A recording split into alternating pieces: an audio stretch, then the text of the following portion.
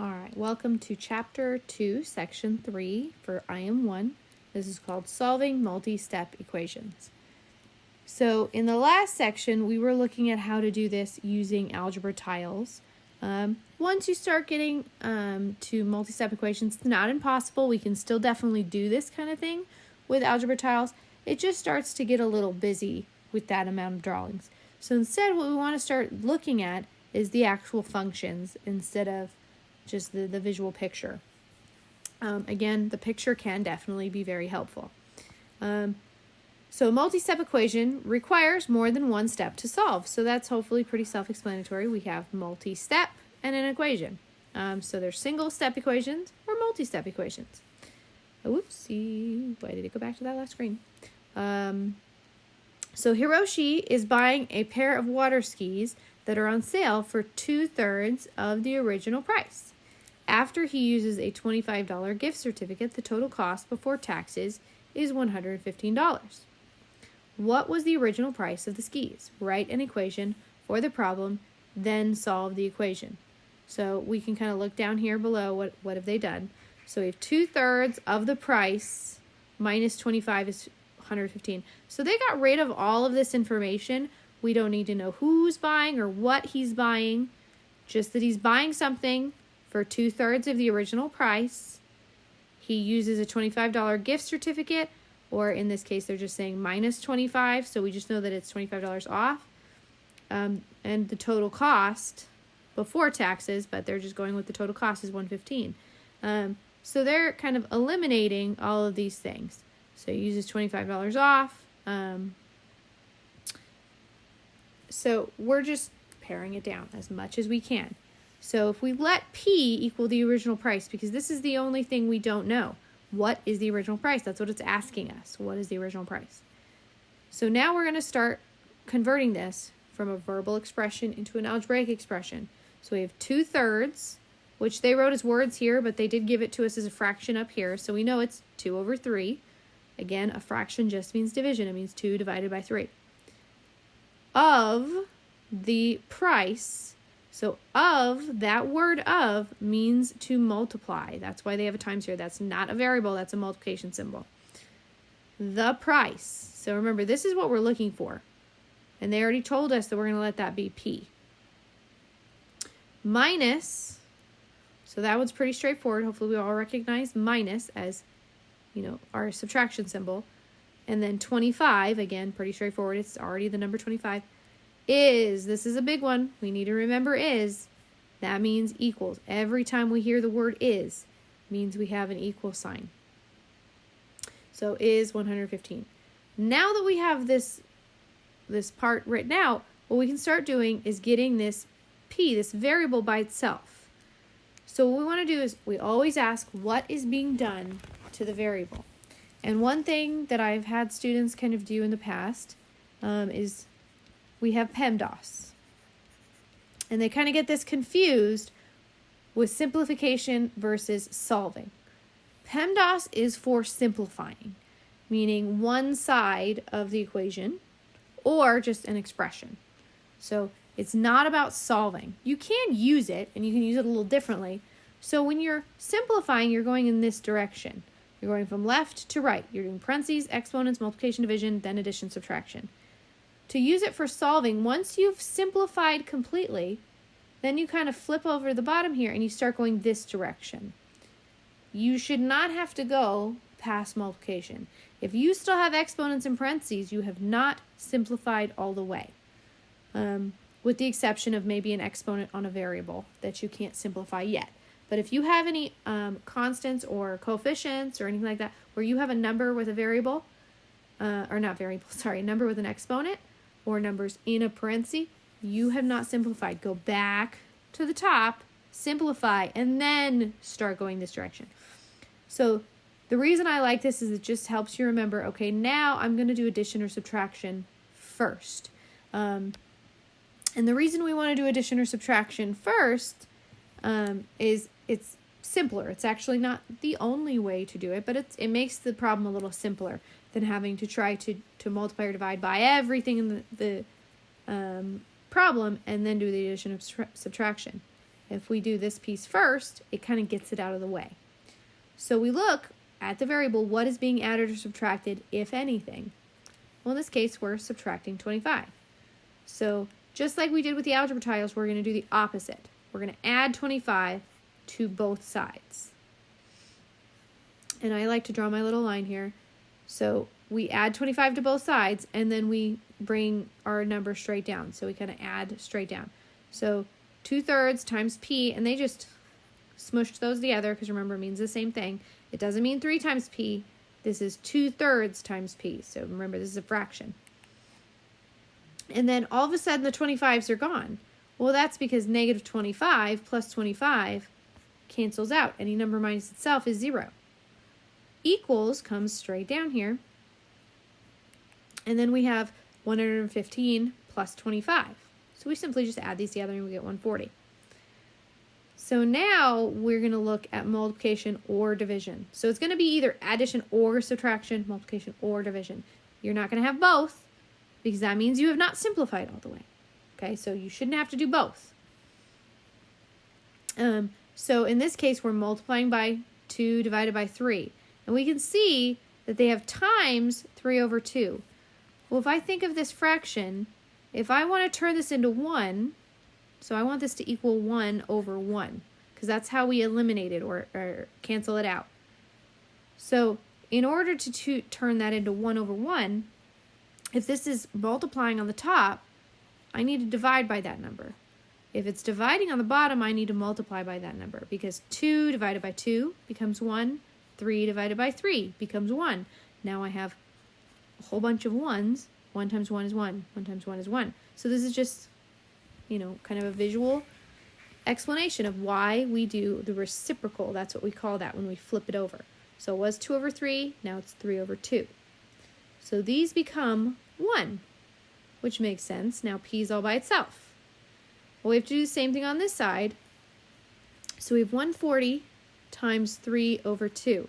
So remember, it's times on the top, it's divide on the bottom. So you can multiply across. 140 times 3, we get 0, 12, 3, 4. Oop, that was a 2, sorry. And then we divide by 2. Because remember, we still have the divide by 2 on the bottom. All I did was multiply straight across the top. And divide by 2 is still happening.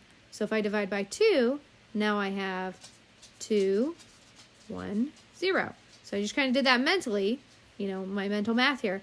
But if you need to, you can definitely grab a calculator and work this out. But it just means multiply across the top and then divide by what's on the bottom. Okay? So we get the same answer that they have here. So the original price of the skis was $210. All right, let's look at the next part of the notes section here. So consecutive integers, and this definitely throws students off, but consecutive just means one right after the other. If I ask you to count, you're going to go 1, 2, 3, 4, 5. Those are consecutive numbers. So that's exactly the definition we have here. Integers in counting order such as 4, 5, and 6.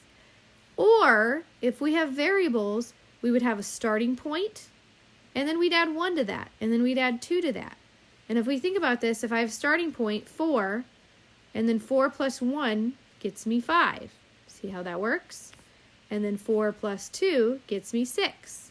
So it's just, this is an algebraic way to look at that if we don't necessarily know what our starting point is. We can just say our starting point is n, and then I'm going to add 1 to it for the next one, and I'm going to add 2 for the next integer or the next piece.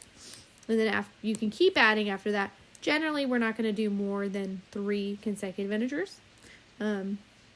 Consecutive even integers, so this is by counting by 2s, quite literally, with even numbers such as 2, 4, 6. So again, if we think about that, if we're looking at it algebraically and we don't know what our starting point is, we have a starting point of n.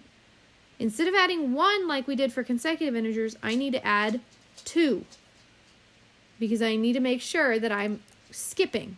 I'm skip counting here, right? I'm not going 2, 3, 4, 5, 6. I'm going 2 and then 4. So if I have my starting point of 2, and then my next one is 2 plus 2, that's 4. And my next one is 2 plus 4. Remember, I'm skip counting. Now that gives me 6. So again, this is just an algebraic way to look at the consecutive numbers. Consecutive odd numbers, so this is counting by twos, starting with an odd number. So remember, even means we're starting with the even number, odd means we're starting with the odd numbers, such as 1, 3, and 5. If you notice, this is exactly the same idea. But what we're looking for up here is n would need to be a positive number, not positive, I'm sorry, an even number, and down here, n would need to be an odd number. So make sure you're paying attention to which one it's asking you for, because you may get an answer for an even consecutive integer that's odd, but that's the wrong answer. It's not fitting the definition of even, or vice versa if you're looking for odd. All right, so that was kind of a quick lesson in integers, but the main idea here is it's just think about counting. Consecutive integers means 1, 2, 3, 4, 5. I'm counting. If it's consecutive even integers, I'm skip counting by twos, and I have to make sure if it's even, I'm on evens. If it's odd, I'm on odds. All right. So let's take a look at this last piece here. Let's see. We have 12 decreased by twice a number equals negative 34. So in this case, we're just writing, I believe we're just writing the equation, and then we're going to go ahead and solve it. So we have 12 decreased by, so that means going down. Doesn't mean division. That's not one of our division words. This is one of our subtraction words. Subtract. Okay, so decreased by means that we're subtracting. So we're decreasing it by twice. Ooh, this is one of our key multiplication words. And twice specifically means 2. So it's twice what? Twice a number. So I'm going to kind of do this open parentheses since I can't put a box around it like I would like to. A number. So it's twice a number. Well, what's a number? Whenever we hear a number, that means variable. All right, so it's just another way of saying variable. Equals. All right, well, hopefully equals, that's pretty straightforward. We all understand what equals means. We're just going to write the equal sign. And it equals 34. So here is our equation, and we can definitely start solving this. So remember, if we're looking at Pemdas, we want to make sure, number one, it's simplified. And on this side, I have no parentheses, I have no exponents. This side is completely simplified. If you have one number, that's simplified. You don't need to even worry about it. But over here, I do have a couple of numbers, so I need to make sure I have no parentheses, no exponents. I can't multiply or divide any of these numbers. I am multiplying these, but I don't actually know what x is, so I can't multiply. And I do have subtraction, but since they're not like terms, I can't combine them. So this is completely simplified. So now I can flip around here and I can start solving. So I'm going to look for addition or subtraction that's happening to the variable. So in this case, and keep in mind this negative belongs to that 2. So we read it as 12 minus 2x, but really if I were to pretend like this wasn't here, it would be negative 2x. So it just depends on how we're reading it. Is it in an equation or an expression, or is it just by itself? But negative and minus actually mean the same thing, okay? So this negative belongs to the 2. So we want to look for what's being added or subtracted to the x. So we're not looking for multiplication, we're looking for addition or subtraction. So this 12 is positive. There's no symbol there, so I know it's positive. So that means it's being added to the x. So I want to do the opposite of the addition because I want to cancel it out. So I'm going to do the opposite on both sides. I'm subtracting 12. 12 minus 12 cancels. Now I have negative 2x because it just comes down, equals, and I'm going to combine these. They're both negative. So I have 34 negative, and I'm going to go 12 more negative. So I'm going to combine them and keep the negative sign. Just like if they were both positive, it was 34 plus 12, we wouldn't even question it. We would just add them together and they'd be positive. Same thing if they're both negative. We add them together and we keep the negative sign. The only time negatives cancel, and we'll see that right here, is when we're multiplying or dividing, okay? Not adding or subtracting. Okay, so now that we've done addition or subtraction, we're going to go to multiplication or division. So now we look at this, we're multiplying by negative 2, So I want to divide by negative 2, and I'm going to go ahead and use a fraction there because that means divide by 2. Negative 2 divided by 2 cancels out. It doesn't become 0 this time, it becomes 1. So I have 1x on this left side equals, and we go negative 42 divided by negative 2. So now I'm dividing, 2 negatives make a positive. My answer will be positive. So I can focus on 46 divided by 2. So I get 2 and I get 3. So I was just kind of doing mental math there. 4 divided by 2 is 2. 6 divided by 2 is 3. Again, if you need to, you can always ask for a calculator if you really need one. But these ones, we could even write this out, 46 divided by 2. I would definitely kind of hold off the negative signs just so that it doesn't kind of make this look more complicated. But this is the same mental math I was just doing. So we go 4 divided by 2 can go in 2 times. And then 6 comes down. 2 can go into 6 3 times. And we have 0, right? And you subtract these when you're doing long division like this. So you could do the long division also. All right, so let's go ahead and look at number 2. Find 3 consecutive odd integers with a sum of 75. So, and then this even tells you it's number 9 from page 93. So if you needed to go to the chapter to look at that, and depending on your center, you may have a digital copy of the book or you may have the actual copy of the book. So just, be aware of that, but the books are always available. So remember, consecutive integers are counting, but now I have this word odd. So that's when we have to start looking at skip counting. So remember, I don't know what the consecutive integers are, but I do know that they're odd. So I'm just going to give it an n, just like it was on that example. So this is my first number. The next number, and I'm going to put it in parentheses so we can kind of see, is going to be n plus 2. I want to skip count. I don't want it to be the next number. I want it to be 2 more than that. And then the next number is going to be plus 4. And that's, if I add all these together, the sum is 75. So these parentheses, we want to start simplifying with Pemdas. These parentheses don't really mean anything. They were just showing you this is number 1, number 2, number 3. So these are my integers. Integer 1, 2, and 3, okay? So I can start combining these like terms. N plus n plus n, well, hopefully we can all see that we have 3 n's. Plus, we have 2 and 4. So that's 6 equals 75. All right, so now just like this one, I'm completely simplified. I have no parentheses, no exponents. I can't multiply or divide because it's 3 times n. I can't add these 2 pieces because they're not like terms. So I need to start solving. So I'm going to look for addition or subtraction on the same side as the variable. So I'm adding 6 to the variable. Remember, this plus sign belongs to the 6. So I'm going to do the opposite of that. And I'm going to write it over here so I have a little more room. 3n, because 3n would come down. 6 minus 6 cancels. And that's going to equal 75 minus 6. So we're going to end up with 6 and 9. So I'm just subtracting those 2. Now I'm multiplying by 3, so we're moving over here, multiplication division. So I'm multiplying by 3, so I'm going to divide both sides by 3.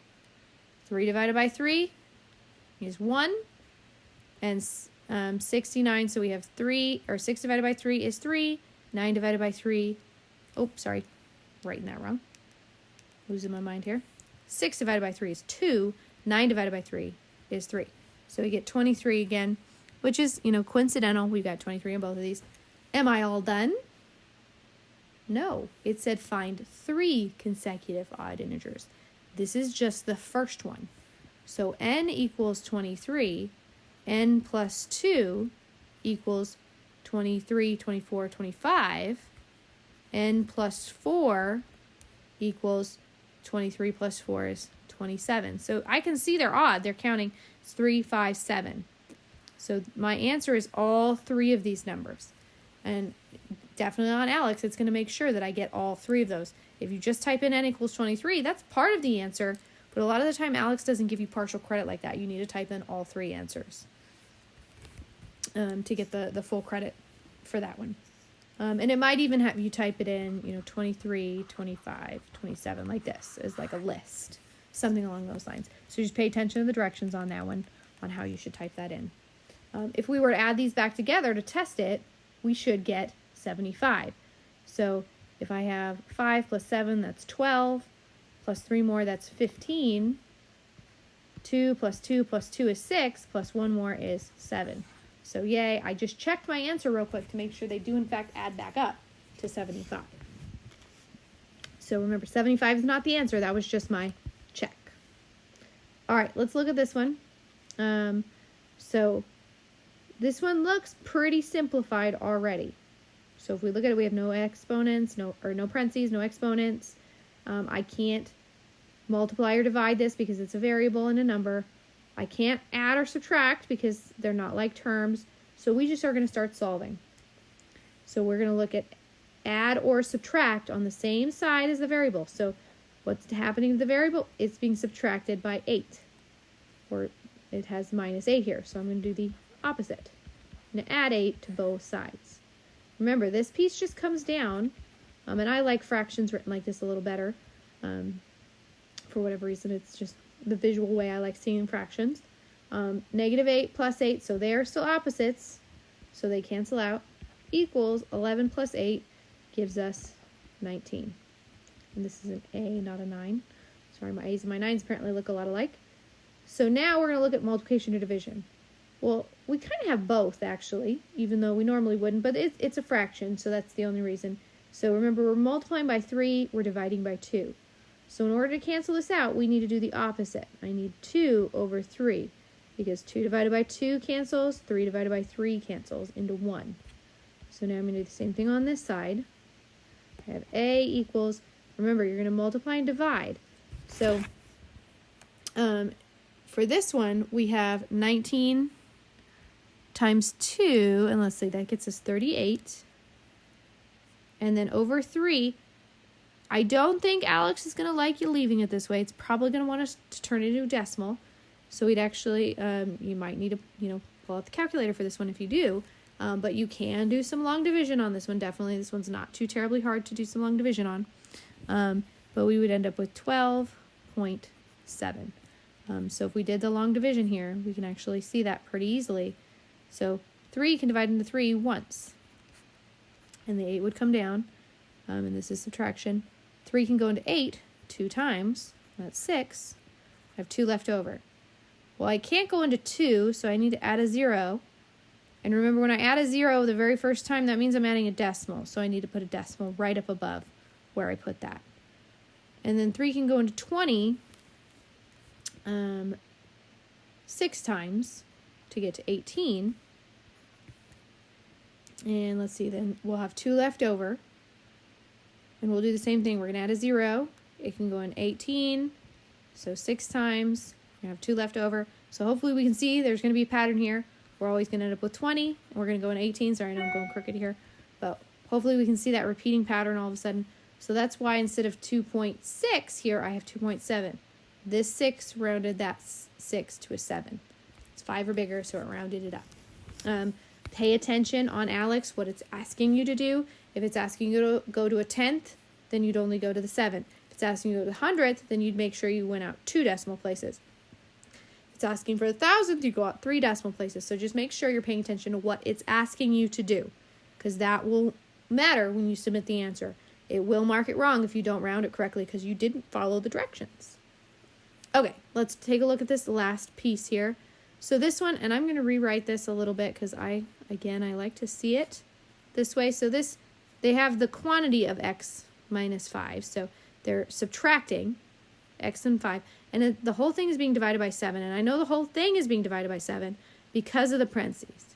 But I like to see it this way. It's a little bit more visually pleasing to me for whatever reason. So when we have a situation like this, instead of looking at what's being added or subtracted, because the entire side is being divided, I want to get rid of this fraction, this division sign. Because if I try to add 5 here, it's not really 5, it's actually 5/7. Because this 7 actually goes to both of these. Both pieces are being divided by 7.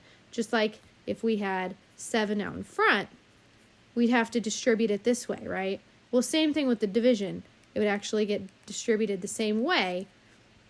with division. So it just means that everything gets divided. So instead, what I want to do is move that away, because that'll clear this up a little nicer. So if I'm dividing by 7, I'm going to multiply both sides by 7. So 7 times 8, that gives me 56, equals 7 divided by 7. So I have times 7, divide by 7, they cancel out. And I can just bring down x minus 5. So now all of a sudden, it looks much simpler than it did just a second ago. So I want to look at what's the last thing being done to the x. We're subtracting 5, so I'm going to add 5 to both sides. 56 plus 5 gets us 61. And 5 minus 5 cancels out, so we just have x. So in this case, and it doesn't matter that it's 61 equals x. I haven't brought that up yet, because we've always had the variable equaling a number. This doesn't matter. When you type it into Alex, it's actually going to be this way, but it means the same thing. We can flip-flop that. That's one of our properties that we learned quite a few sections ago. So that does not change anything. It's called the symmetric property. All right, well, that was the end of section 3. So I will see you in section 4.